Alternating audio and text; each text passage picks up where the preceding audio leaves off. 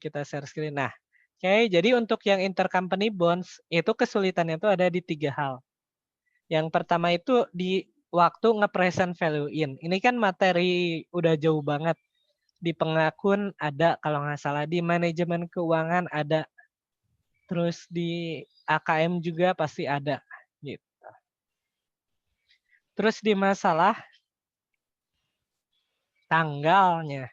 Kenapa? Karena nanti angka di income from S dengan yang dikonsolidasi, itu ada yang berbeda. Jadi ngebedain mana yang dipakai di income from S sama mana yang dipakai di konsolidasi. Oke. Jadi kita kasih contoh pertama yang gampang dulu ya dari downstream. Misalkan downstream itu kan P jual ke S. Nah, misalkan nih, P itu punya bonds, dia itu menerbitkan bonds, berarti kan dia punyanya apa? Bonds payable. Dia menerbitkan bonds payable pada tanggal misalkan 1 Januari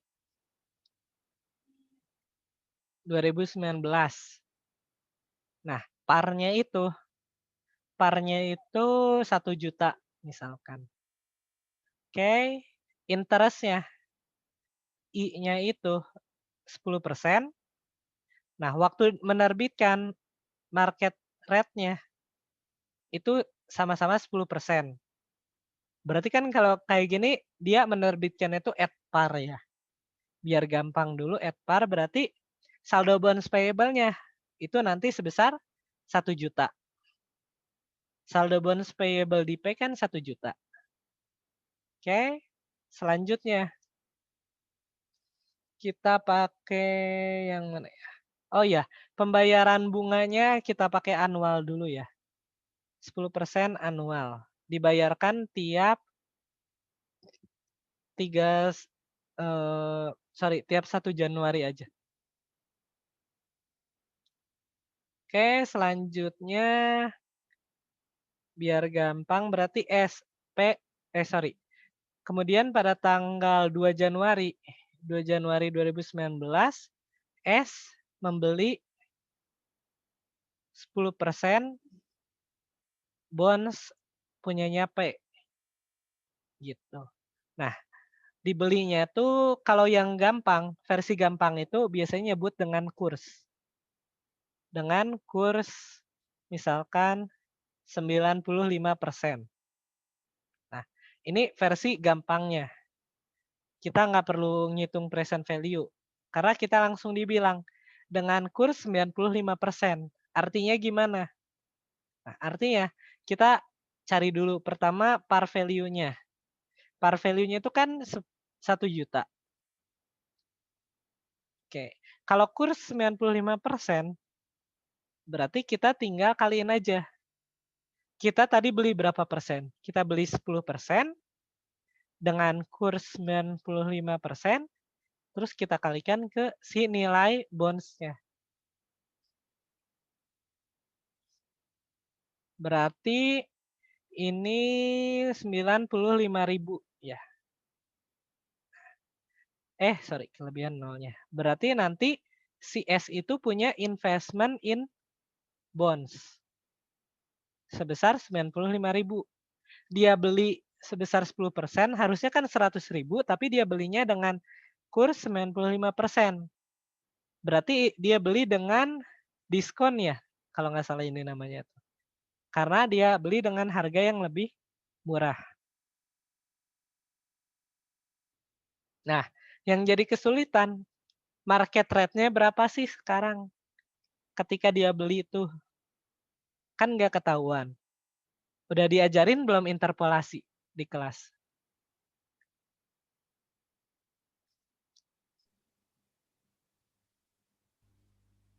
Belum kayaknya, Mas. Belum ya? Nah, di sini kan nggak dibilang ya market rate-nya berapa. Tapi kalau kita bilang, kalau kita kondisinya bayar lebih murah, harusnya kan bayar 100.000 tapi bayarnya lebih murah. Artinya apa? Market rate-nya pasti lebih gede daripada kupon rate atau nominal rate-nya kan. Berarti dia bakal lebih besar dari 10%. Cuman kita nggak tahu berapa yang jadi masalahnya kan. Nah, cara buat nyari interpolasi itu rumusnya itu. Kalau rumus cepatnya itu kurang lebih kayak gini ya. IT itu maksudnya I target, I yang kita cari gitu. Sama dengan IN itu interest nominal atau kupon rate-nya gitu. Jadi interest yang ada pada obligasinya, oke, ditambah par itu nilai par value-nya dikurangi MV target itu dikurangi ini namanya apa ya? Fair value atau MV boleh deh. Market value target. Target itu yang kita cari dibagi dengan selisih. Dibagi selisih antara I nominal atau I coupon rate dikurangi IZ. Sorry. Selisih present value. Oke, terus dikalikan IZ sorry. I2 ya ini. I2 dikurangi IN. Nah, kalau baca rumusnya doang kan masih pusing nih. Caranya itu gimana? Caranya kita bikin pemisalan. Kita kan tahu market rate-nya itu bakalan lebih dari 10%. Kita misalkan kalau misalkan market rate-nya 12%. Nah, kupon rate-nya kan tadi kita tahu itu 10%. Nah, present value-nya berapa sih? Gitu. Nah, rumusnya kan kita cara nyari present value itu kan pertama present value dari si apa namanya face value-nya. Itu kan rumusnya itu 1/1 plus N ya. N itu berarti 10%, 1 plus I, sorry bukan N, 1 plus I pangkat N. N-nya itu, oh tadi belum dibilang ya. Ini tuh jatuh temponya biar gampang berapa ya? 10 tahun. Berarti kita present value-kannya itu pangkat 10 kali 1 juta. Oke. Ada yang punya kalkulator saintifik nggak? Coba tolong dibantu hitung ya. Ini kan baru yang face value-nya atau yang pokoknya. Terus yang bunganya, present value anuitas itu berarti kan 1 minus 1/1 plus market rate-nya itu sorry, pakai market rate 12%. 1 plus 12% pangkat 10 dibagi 12% kali bunganya itu tadi kan 10% kali 1.000.000 100.000. Coba yang ada kalkulator saintifik boleh bantu hitungin ketemu berapa?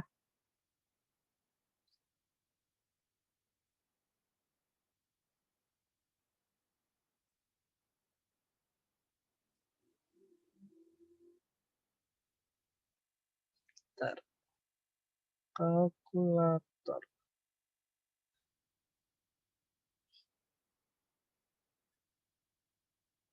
Bagi 12 pangkat 10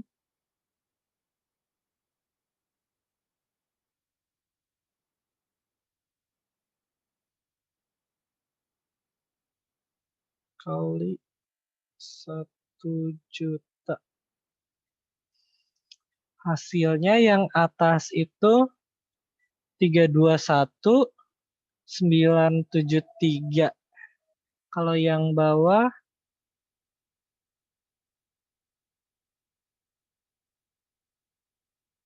bentar ya. Yang bawah itu berarti dalam kurung 1 minus 1 bagi plus pangkat 10. Oke. Dibagi 0,12 kali 100.000. Wah, bentar.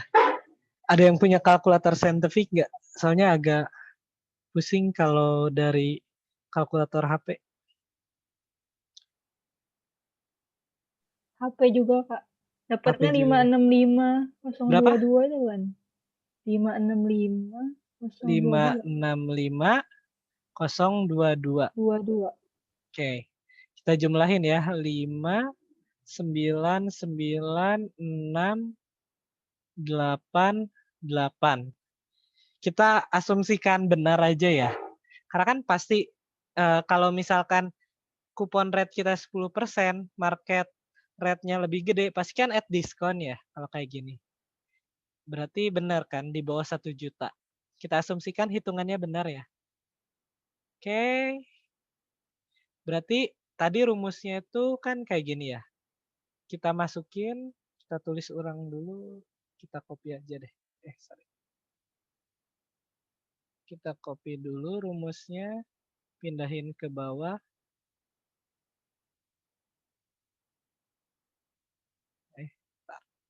Kita paste. Nah, rumusnya gini kan, I target itu kan yang kita cari, I nominal itu, atau kupon rate-nya kan tadi 10%, ditambah par-nya itu kan tadi 1 juta, dikurangi MV target. MV target itu kan tadi kita nyarinya tuh ini, 95.000 itu kan 10%. Berarti kalau full 100%-nya itu 950.000 yang kita cari ya. Ini tuh. Per selisih present value-nya itu tadi kan yang kita hitung tuh 886 dikurangi 1 juta. Berarti ini berapa? 113.005 ya. 113,005.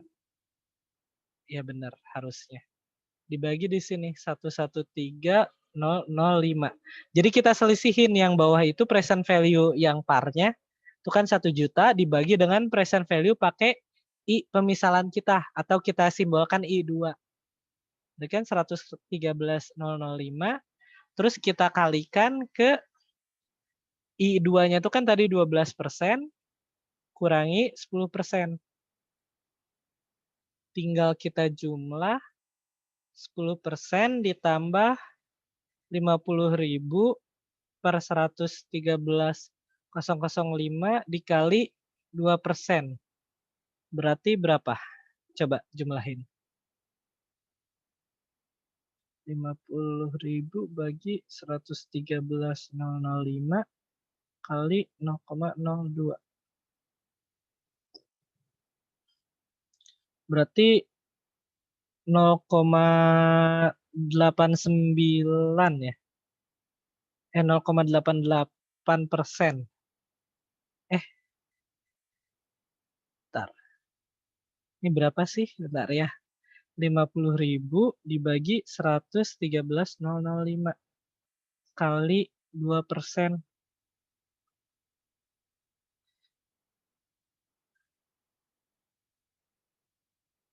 Ini kalkulatornya error atau gimana ya? Bentar. Coba kalian hitung berapa jumlahnya. 50.000 bagi 113.005 kali 2% itu berarti 0,88 ya. Berarti 10,88%. Nah, ini si interest target kita gitu. Jadi kita bakalan dapat tadi itu present value 95.000 itu kalau kita pakai market rate-nya itu 10,88%. Nah, ini dipakai buat apa? Ini kita pakai buat tabel amortisasinya. Nah, ini yang bikin males di materi bonds itu tadi yang dibilangkan present value sama tadi kelewat ya. Di yang keduanya tuh bukan tanggal tapi amortisasinya. Tabel amortisasinya itu yang bikin malesin banget gitu. Jadi kita harus nyari persenannya pakai apa namanya? Interpolasi, terus kita harus bikin juga tabel amortisasinya. Tapi sebenarnya ada trik curangnya. Trik curangnya tuh pakai yang kalkulator saintifik, yang pakai alfa-alfaan kalau kalian tahu. Waktu di ManQ itu hits banget dan bisa pakai cara itu juga. Gitu. Cuman itu nanti aja bisa kalian cari di internet caranya atau waktu ManQ mungkin ada yang udah tahu. Caranya itu kan gampangnya tinggal rumus present value itu kan tadi itu 1 juta kita kalikan 1/1 plus I pangkat N-nya itu kan 10. Ini kan buat yang pokoknya, ditambah yang bunganya itu 100.000, kita kalikan 1 minus 1/1 plus I pangkat 10 bagi I. Nah, cara curangnya itu bukan cara curang, cara cepatnya itu kalau di kalkulator, kalian tulis ulang persamaan ini, tapi si I-nya. Si I-nya itu kalian ganti jadi X. Nanti kita bisa pakai rumus solve. Kita bisa pakai fungsi solve di kalkulator. Itu cepat banget. Kita nggak perlu pakai interpolasi ketemu. Ketemu si X-nya berapa nanti. Itu harusnya sih udah pada tahu. Soalnya biasanya dipakai waktu main Q. Waktu manajemen keuangan biasanya kita carinya pakai fungsi solve. Jadi si I-nya tuh kita ganti jadi X di kalkulator itu. Nanti tinggal di solve, otomatis nanti sama kalkulator dicariin. Hasilnya kurang lebih harusnya sama segini. Oke. Nah, terus ngapain nih? Kita udah tahu kan investment in bond-nya sekian. Kalau kita rangkum lagi ya, saldo 1 Januari 2000 berapa ya tadi? 2019 ya. 19 itu kan tadi bonds payable-nya itu sebesar 1 juta. Ini kan milik si P. Kalau milik si S itu kan investment in bond sebesar 95.000. Ini kan 1 Januari, terus di sini 2 Januari 2019. Nah, di sini kan ada selisih. Nah, selisihnya ini kita convert dulu ya. Dibikin 10%-nya berarti 100.000. Nah, selisih antara bonds payable dengan investment in bond itu nanti yang akan kita hitung sebagai constructive gain atau constructive loss. Nah, tanggal transaksi, kalau selisih di tanggal transaksi, itu kita masukkan ke income from S. Oke. Jadi selisihnya ada 2 ya. Ini kan nanti kita amortisasi juga. Tapi kalau buat selisih di tanggal transaksi, ini kita masukkannya ke income from S. Jadi nanti di income from S, itu ada, kan pertamanya itu ada net income, ada amortisasi, ada inventory. Inventory kan ada UP, terus ada realized profit, terus buat yang aset tetap ada unrealized gain, ada realized gain. Nah, sekarang ada yang barunya itu ada constructive gain or loss. Nah, sekarang buat tahu gain or loss-nya gimana? Tinggal balikin aja. Jadi kesannya tuh kita tuh ngelunasin. Si S itu ngelunasin bonus payable-nya si P. Kesannya tuh. Kan kita beli dari diri sendiri itu kayak ngelunasin gitu kesannya. Nah, bonus payable normalnya kan di kredit. Kita debit. Bonus payable-nya kita debit 100.000. Investment in bonds kan normalnya di debit, kita kredit. Investment in bond 95.000. Nah, selisihnya di mana? kalau di kredit berarti kan itu gain. Ada constructive gain sebesar 5.000. Berarti nanti di income from S kita masukkan constructive gain 5.000 dan nilainya itu positif. Ini kan bukan unrealized, tapi justru ini realized. Kita asumsikan kesannya itu kayak S itu bukan beli bonds, tapi ngelunasin bondsnya si P. Gitu. Kalau dilunasinnya lebih murah kan berarti dia bakal untung. Makanya di sini ada constructive gain. Gitu. Sorry, kalau di jurnalnya mungkin namanya bisa constructive gain, bisa gain on retirement. Gain on retirement. Gitu, nama lainnya ya. Kita masukkan ke income from S. Tapi hati-hati, yang kita selisihkan itu saat tanggal transaksi. Tanggal transaksi itu tanggal berapa? Tanggal 2 Januari. Tapi misalkan ya, terus kita amortisasi ini. Kita kan bikin amortisasi. Amortisasi di 31 Desember tuh. 2019. Ketemu misalkan saldonya. Tadi kan soalnya kita terbitkan at par, berarti kan saldonya masih at par juga. Masih 1 juta. Si saldo, sorry, ini saldo bonds payable, terus investment in bond. Ini kan kalau kita amortisasi bakal naik. Bakal naik terus kan sampai balik lagi ke 100.000. Misalkan kita asumsikan gampangnya ya. Ini misalkan jadi sekarang saldonya 96.000. Ini saldo di 31 Desember 2019. Ini kan ada selisih lagi.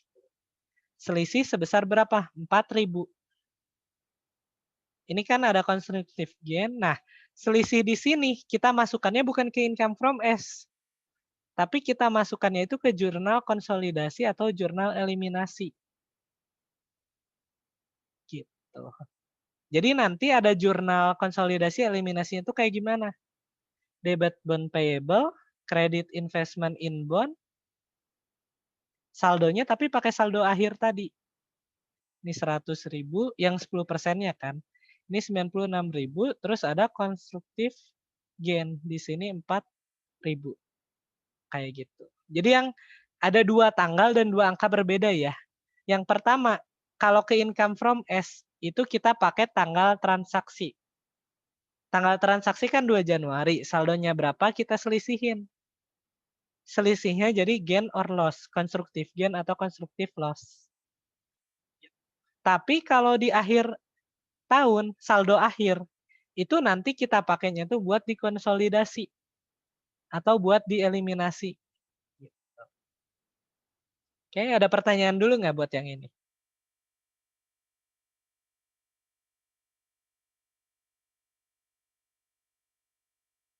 Oke, kalau nggak ada pertanyaan, ada satu lagi. Kan kalau kemarin itu ada unrealized gain, berarti ada pasangannya realized gain. Nah, kalau di sini constructive gain, pasangannya tuh kalau dulu ya dosenku tuh biasa pakai istilahnya PR, piecemeal recognition.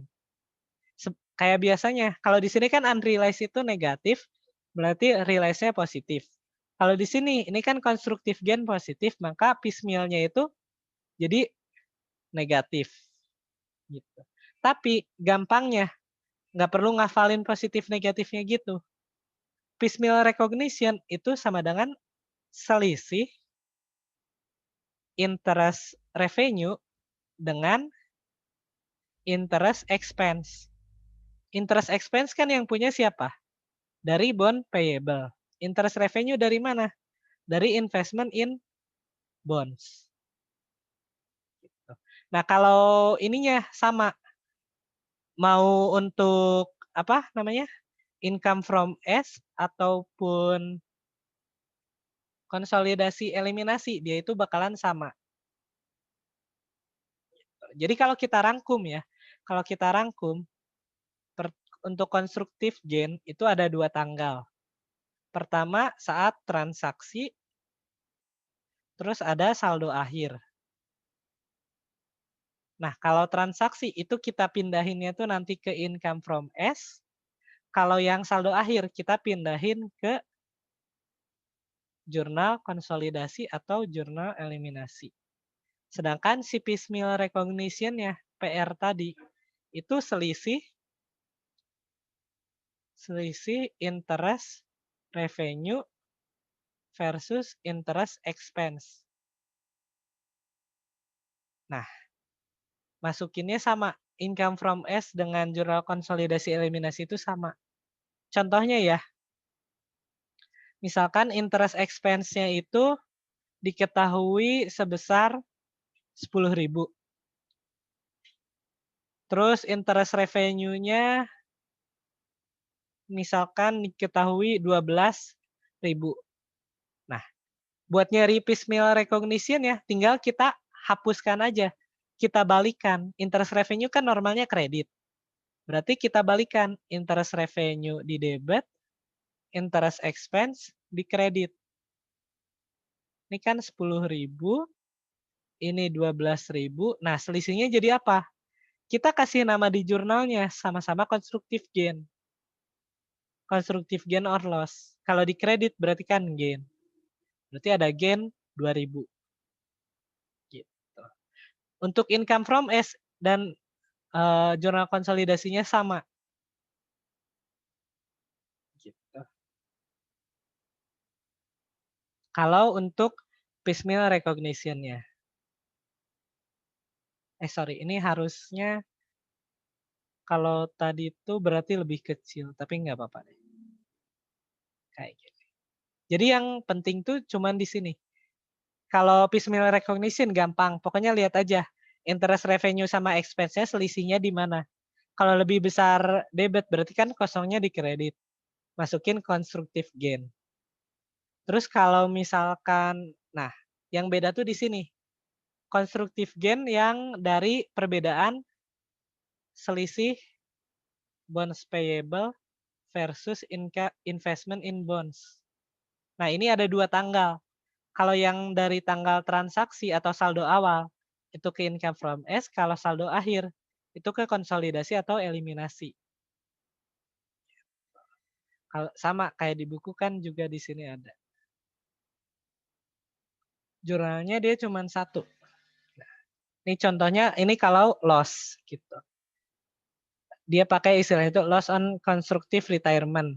Atau bisa langsung constructive gain or loss juga boleh akunnya. Oke. Nah ini tadi yang interpolasi juga bisa dilihat di PDF-nya ya. Ada di PDF-nya juga. Kalau misalkan masih mau dilihat.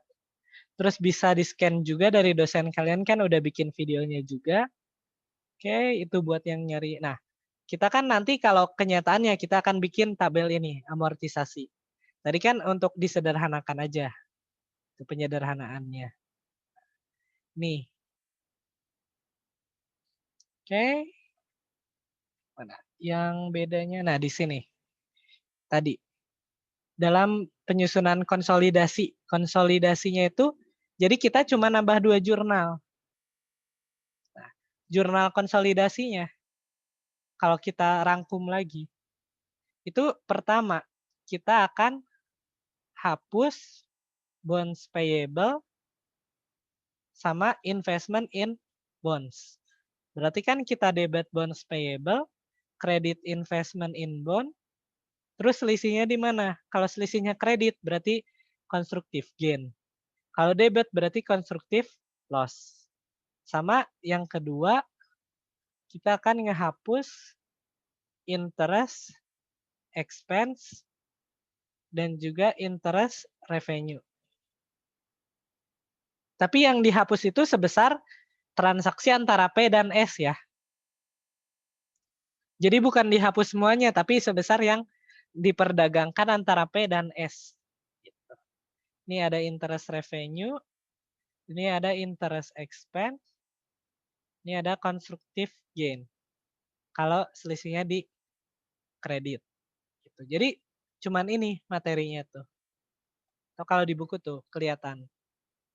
Sini. Kita pakai akunnya tuh gain on retirement atau pakai constructive gain juga nggak masalah akunnya.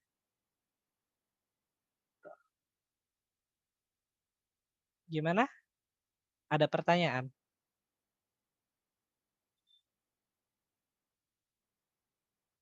Saldo akhir tadi. Ada pertanyaan nggak?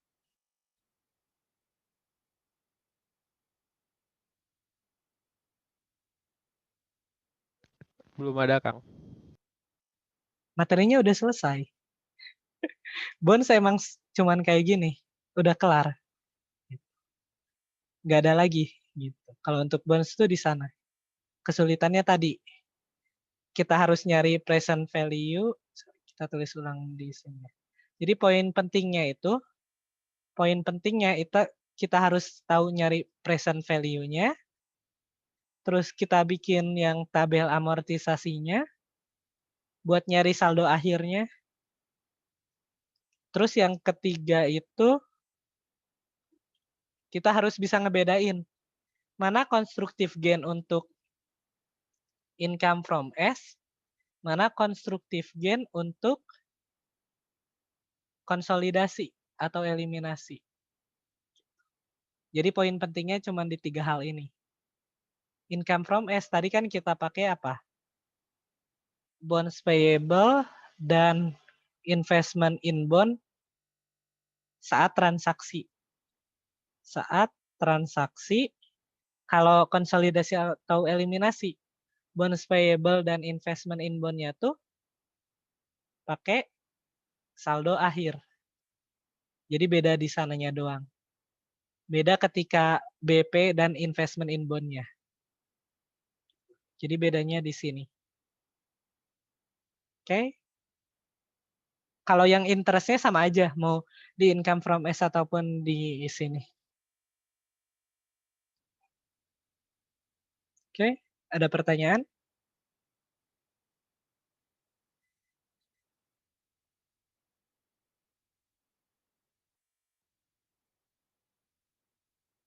Kalau misalkan nggak ada pertanyaan, materinya udah selesai.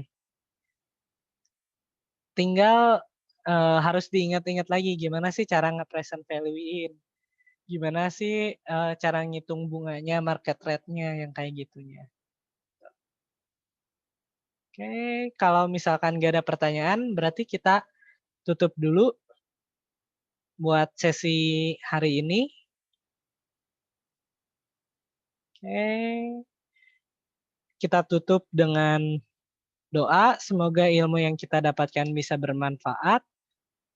Jangan lupa juga buat banyakin latihan soalnya, karena materinya emang